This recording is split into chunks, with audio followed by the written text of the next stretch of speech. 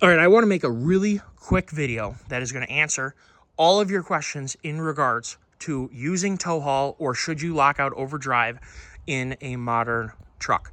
It was an excellent question posed by one of my viewers. I think it's worthy of a video. Stay tuned. We're going to talk about that right now. Okie dokie Smokey, we're going to cut right to the chase. I use tow haul when I tow almost anything. If it's a lawnmower trailer with a lawnmower on it, yeah, maybe not. If it's a little aluminum boat on a trailer, nah, probably not. My little bass boat, honestly, I never remember to turn it on for the little bass boat. It weighs like 1,500 pounds. My snowmobile trailer with 2 snowmobiles in it has 3,500 pound axle. You're at like 2,600 pounds with the trailer with 2 sleds. If you put a 3rd sled in there, you're barking on that 3,500 pound area. I absolutely use tow haul mode with the snowmobile trailer with stuff in it. This trailer has 2 axles, 2 brakes. I absolutely use tow haul with it because of the windage. When the wind is buffeting the top 2 feet of this trailer, it may not be a very big trailer and it may not be very heavy. It's a very useful trailer. It will yank this heavy duty truck around like nobody's flipping business. So much worse than towing my 17,000 pound mini excavator on its trailer. Enclosed trailers are real pigs. And when they have a shallow V, which maximizes interior space, they do not cut through the wind as well. I have a 26-foot V-nose race car trailer. It's a Wells Cargo. It's one of the best towing trailers I've ever owned.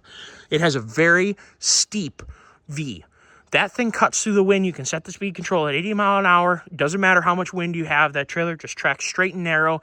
Doesn't jerk on the truck. It is the most incredible trailer I have ever owned. Sailboats, again, they cut through the wind extremely well. Powerboats usually cut through the wind extremely well. I would use tow haul on every single one of those.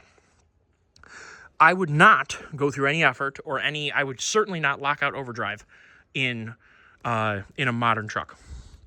This truck, being a Ford 10-speed, has 3 overdrive gears. One is a little less, one is in the middle, and one is a lot of overdrive.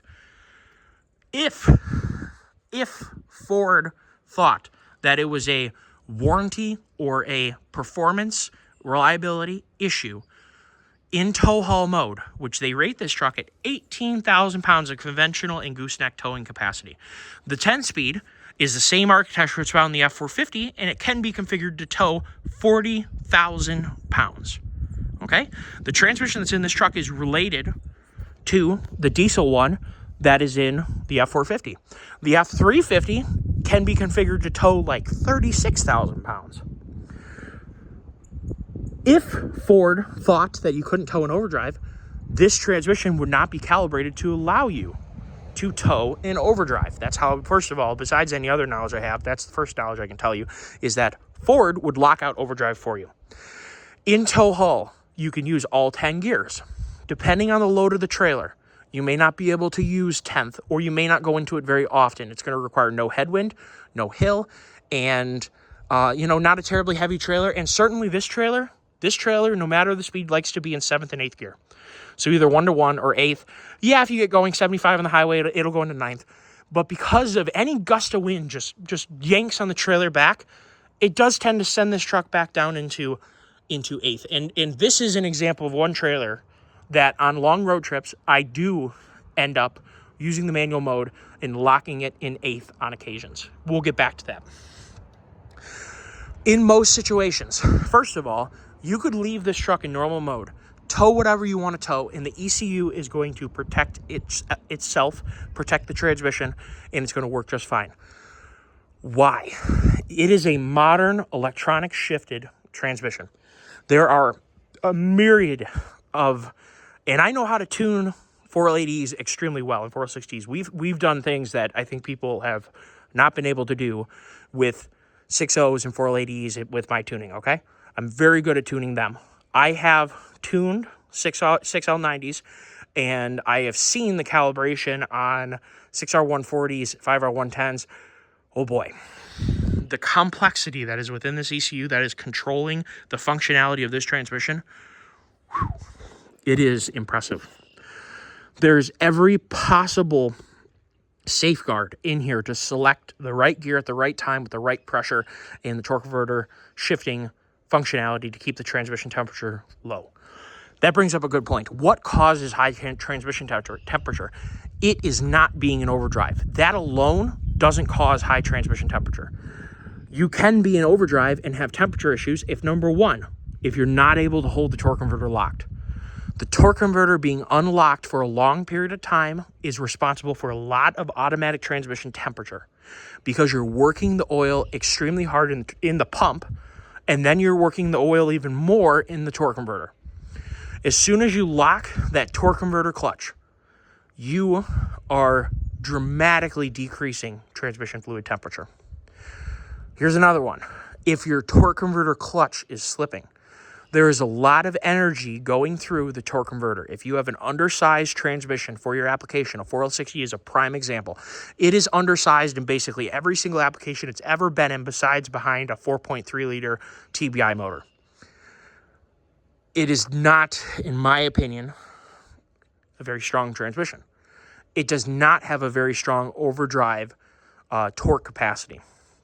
For that reason, I would advocate a lot of those old Ford AOD, 700R4, 4L60E, all of those. I would advocate never towing in overdrive. That is 100% true, okay?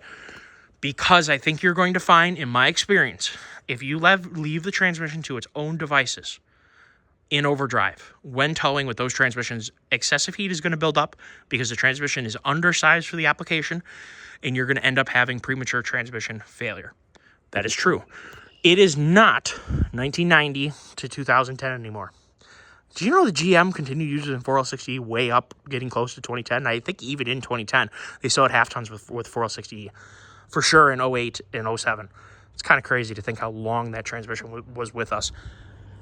There's been a lot of 4L60E failures over there. I'll bet hundreds, I'll bet it's in the 50 million 4L60Es have been built and broken by now. I don't know the exact production figure. It's a lot. It's a lot. This is not a 4L60E.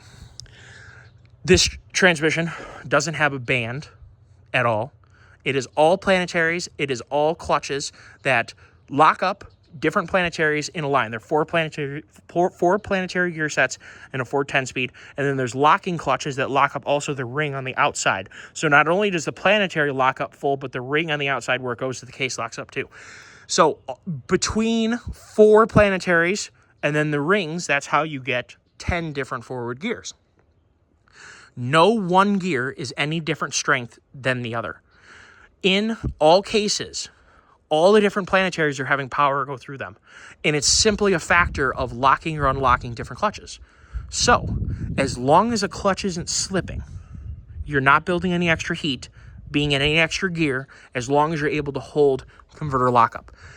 As someone who doesn't really like automatics, who is annoyed by poor shifting automatics, one of the reasons why I like this truck so much is this combination does not infuriate me like a lot of other transmissions. The 6R140 and my 6.7, first of all, because the 6.7 is a tank.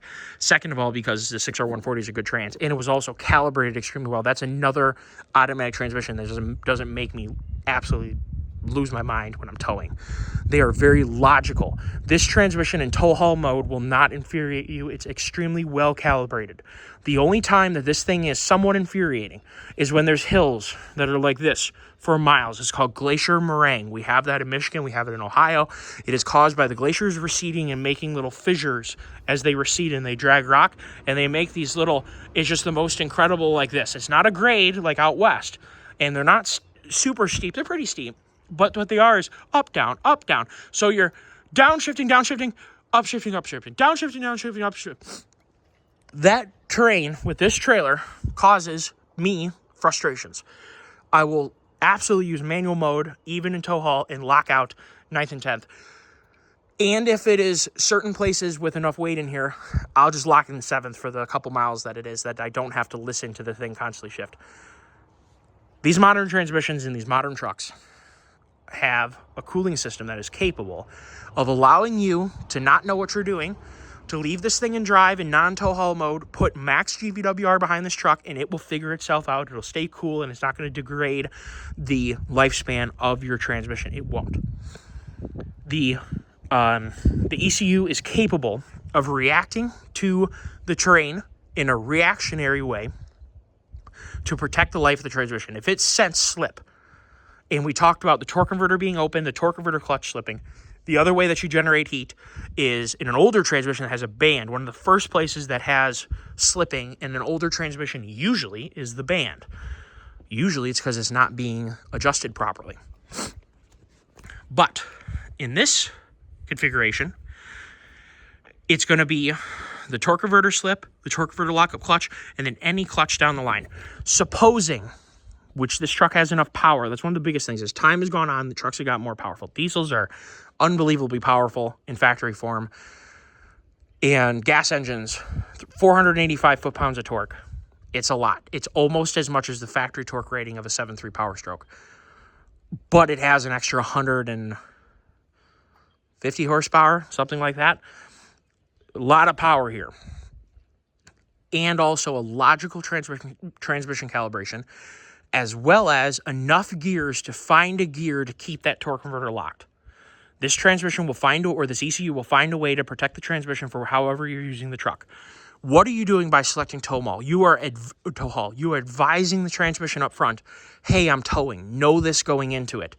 Up your shift pressures. I'm okay with it because, first of all, you're not going to feel the higher shift pressures because when you have the load of the trailer behind you, it's not going to shake the truck as much, okay? So the comfort level is going to be not degraded. It's a lot of the reason automatic transmissions are calibrated like slush boxes, and a performance calibrated transmission shakes the car when it shifts fast, shifts hard. That's a good shifting transmission. Normal people don't like that feeling. Your wives aren't going to like it with your tow hauler or your fifth wheel or your camper behind it or whatever you're doing, your boat behind it. Your wives aren't going to like that. Those of you who have ever had like a built Allison or a built 48RE with a Cummins or Duramax or a built trans behind your 6.0 or your 8.1 or whatever, if you have a shift kit in your truck, I bet you had a girlfriend or your wife say, this isn't comfortable, what's wrong with this? Or your mom or your dad, someone who's used to comfort. You may like it. I like a hard shifting transmission. You may not. And Ford and the OEMs can't produce a truck that is uncomfortable to be in. So an automatic transmission has some slip built into it when it shifts to not have that notchy feel that like a manual transmission would give you. So where are we going with this here? I think we've kind of covered sort of everything here. The transmission is not any weaker in any gear. Let it use its gears. If you're having a hunting issue, despite being in tow haul mode because you have glacial moraine, it's a hard word to say, tongue twister, or you have a lot of weight and you're on some foothills or something, it's really the foothills. The grades, you lock in a gear and you go up the hill. And when you come down the hill, you're coming down a 10% or 7% grade for 5 miles, usually 5 or 10 miles. It's not so annoying. It's the foothills. It's really us in the Midwest who have the annoyances with transmission hunting. Out west, it just locks into a gear and climbs up the hill, and coming downhill, it just locks into a higher gear and helps you engine brake down the hill. And the other thing is, too, if you have a diesel and you're in tow haul mode, it's going to be much more aggressive using the engine brake. So if you have a diesel, you should definitely be using tow haul mode when you're towing. And if you're just exercising your engine brake, which is a very advisable thing to do, turn your engine brake on even when you're empty, save your brakes, exercise your turbo a little bit. Put it in tow haul mode so it's a little bit more effective and it's more aggressive. And the other thing you could do too is if you want to drive the truck in a more performance state, you are a more aggressive driver, let's say, run tow haul mode when you're empty because the transmission is going to hold gear longer. It's going to downshift sooner into a lower gear to help you pass. These are all things that are the shift pressures will be higher. It may shift harder. It may shift faster to decrease temperature buildup. And it's going to affect the converter lockup schedule as well. There's a lot of things that go into making the difference between a regular calibration and the tow haul calibration. I highly recommend that you use tow haul and only lock out overdrive gears if necessary. That is the conclusion of the video. I hope that you enjoyed this conversation. We'll be putting these things to work. I have lots of this spring. It's been wet. It's been nasty. I've been doing family stuff. I've been working hard. I wrote a report all day yesterday, and I really kicked myself. I had these plans to take my daughter to the park, and it didn't work out because I looked at the clock, and it was 6:45, and I had just finished writing a report, and I lost that day, which really ground my gears. But there are more days. But I feel bad about that, but in that way, I've been making a lot of applied knowledge videos lately, as opposed to doing something and showing it. There's lots to do. I have lots of tree work to do, lots of land work to do, lots of tractor work to do. I've got to do some driveway work at some point. I have lots of things that I got to get done, projects that I have to finish, towing that I have to do. So stay tuned. There will be more applied things. It won't just be me talking behind the camera, but man, I spend a lot of time looking at Facebook groups to see, because the way I kind of look at myself is I've been in the truck market or in the truck scene for a very long time. I got my first truck in 2012. I was 18 years old. Can't get it any sooner. I'm sorry that I wasn't born in 1980. As soon as I could, I was doing these outdoor activities. I learned the hard way between tires, between braking transmissions, between engine issues, which I haven't had a lot of. I've broken 2 transmissions. I haven't really had too much engine issues besides things I created myself. But solving towing stability issues, I've kind of run the gamut. I'm making my own mistakes and learning from them. And I kind of want to position this YouTube channel as a consumer advocate educational channel where we test out different things and explain how they work from the perspective of someone who is I have towed trailers for probably, I think I'm approaching a million miles of total driving now. And I'm probably in the 300,000 mile, 400,000 mile club in terms of towing. I would have to imagine by now. I've towed a lot. I've towed all over the place, literally all over the place, all over the country. I've done a lot of towing, generally with race car trailer, generally with a big sailboat and a power boat. But then a lot of towing, smaller stuff, which honestly is got to work on that too. Or I'm just saying, like, it's not a game of who can tow the biggest stuff, I guess is what I'm saying. But I've done a lot of towing over the years. I might be young. I get it. A lot of my viewers, and I have huge respect for you guys. I see that a lot of people are tuning into my videos, even 45 and up. Welcome, all of you guys. This isn't just a young man's channel. I appreciate all of you guys. I want to hear from you guys what your background is. A lot of people who have never owned a truck before are getting into boats, are getting into campers, are getting into off-roading at elevated ages because maybe they never had the opportunity to do it. My grandpa was born in 1920. He worked extremely hard for GM, retired from GM, darn near lived longer retired than he did work at GM, which is pretty darn cool. And he never did any of this. He had always had sedans, 4-door sedans, and you could tow, obviously, a little boat. He would usually drive up north, bring camping gear, bring his outboard motor, which I now have, which we're going to do some trips on it this year in the summertime because I have his motor. We're going to recreate my grandpa's trips. But he would put his outboard motor in the back of his car, his camping equipment, his fishing gear. He'd go up north, he'd rent a boat, put his motor on the boat, and go out and have fun for the weekend, put all his crap back in his car, drive home, go back to work. For a lot of people, they haven't ventured into the truck ownership, into the camper ownership, the bigger boat ownership that requires the truck, and they're just doing it now. There's nothing wrong with that. And I welcome, and I'm happy that you're all here. I'm sure, and I've noticed that a lot of my viewers are new truck owners venturing into this, and I want to make sure that every single bad experience that I've ever had, I share, and I make it so you don't have to share or have that bad experience yourself, because it's going to cost you money, it's going to cost you downtime, it's going to cause you annoyance. That's why I make these videos, to share everything that I've ever encountered with you guys. And we're going to continue sharing everything that I encounter with you guys. And we're going to hopefully use the channel to continue growing and continue testing out new things. I just filmed a tire update video. I've done several videos now between the 10-speed transmissions, diesel versus gas, 373 versus 430, in sharing my background and experience with you guys. It seems like there's been extremely high praise for those videos, and it makes me extremely proud and happy, and it drives me to keep doing a better job delivering more interesting videos to you guys. First of all, I love to talk, as I'm sure many of you guys know, but I love to educate, and I love to share my experiences. That's just who I am, is who I always will be. I remember, and this has always kind of bothered me, maybe some of you guys have been told this too, is that when I was in middle school and elementary school, you always had your report cards, and usually they had a comment section on your report card. And I always did pretty well in school. I was always, higher up you know, in my age group in terms of whatever grades I was getting, which grades don't really matter that much in the real world. But it always said in there, Doug needs to stop asking so many questions. And I'm being honest about this. I would never lie. Yes, there's a mess over here I have to clean up. My buddy left his beer case underneath the snow pile that I didn't see, and the snow all melted. I'm going to clean that up right now, I promise. It's not actually as scary over there as it makes it look, okay? It literally said Doug needs to accept what the teachers and what society has to say and take it as a rule and not ask his own questions. That is, and I got that like 5 or 6 years in a row. I would say the same thing on my report cards, that Doug needs to stop asking so many questions. Why in the world would you ever want to stop learning? Learning is a gift.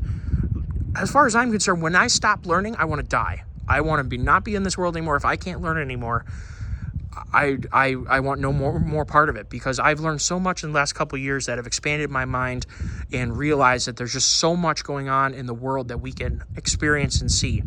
It damn near brings tears to my eyes talking about it. But seriously, learning, when I learned how to learn, I never stopped asking questions when I was a kid, but actually was in college. I had a professor that enlightened me as to what an ass I was being. And I'll never forget him. His name was Ken. I don't want to say, just because, I don't know, it just seems like improper to say people's names, but he was one of the best professors I've ever had. And he straightened me out in terms of, Doug, why you're so smart? Why are you not wanting to learn? Why are you here if you don't want to learn? And I kind of like ring my bell, like, why don't I want to learn? It's because I wasn't looking at the application of the future of how that learning translates into experiences in life. And I guess I wasn't learning for the right reasons. And that completely changed my entire life and trajectory of what I was doing with myself. And all my friends noticed that I totally disappeared after that and just dove into the books and got myself straightened out, started getting B's and A's. And at Kettering, that's a hard thing to do. It's a really tough school. And I went from being a lower GPA student to finishing out in the really high threes in terms of term GPA. And that's hard to do at Kettering. I really had to work extremely hard, but it took someone just kind of like, what are you doing with yourself? You have all this opportunity to learn, and maybe that's kind of the road that eventually brought me to doing YouTube. And I kind of feel like it's going to be the road that, it's the direction that I need to take my life, I guess is what I'm saying. But, I guess feelings aside, I hope you guys all enjoyed the video. You've learned a little bit something about me. Hopefully it's a positive thing. Maybe it isn't. That's okay. Take care of yourselves. Have a great day. And tune in for other videos. And remember to comment down below, like, and subscribe. Take care all. Bye.